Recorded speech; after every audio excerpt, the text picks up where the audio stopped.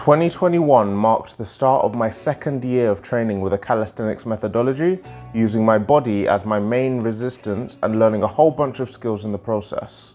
I also set myself some goals to achieve some calisthenics skills in order to drive me and push me closer towards those goals. Here's how I'm doing.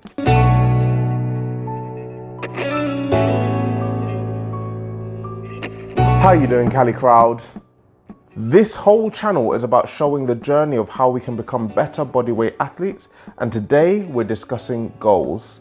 Specifically my own goals for 2021, considering we're about halfway through the year, and of course I have you guys to hold me accountable. As I mentioned, 2021 is actually my second year in this world of wacky calisthenics. My first year, 2020, I set myself a few aggressive goals and found that by sticking to some very simple principles, I was able to get pretty far. And if you want to see how my first year went, you can click on the video in the card. But to summarize, my goals for 2021 were very simple. Get stronger, learn to handstand, learn to back lever, and maybe even start working towards middle splits. How am I doing? Well, pretty damn good actually. On the strength building front, I've continued to work on the fundamentals that I rave about on this channel and developed my vertical and horizontal pushing and pulling to a level that I'm very happy with. I spent a good portion of the beginning of the year working on exactly this, but building strength is extremely patient work, and it can take a very long time before you start to see the results of your labor. Which actually brings me on to the second goal I had for 2021, which was handstands. This was actually a goal for 2020 that I just really struggled with. I decided that I would actually add a layer of strength building to my handstand work by first learning the frog to handstand.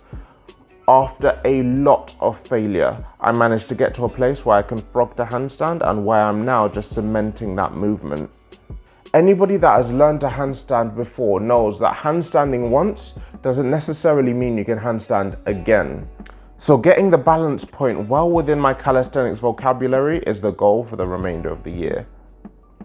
I mentioned as well that the back lever was one of my goals for this year, and actually I was extremely shocked in how fast I was able to nail this skill. 1 month, 32 days to be exact, of back lever training was all it took to get from feeling like my shoulders were about to pop out to a full back lever.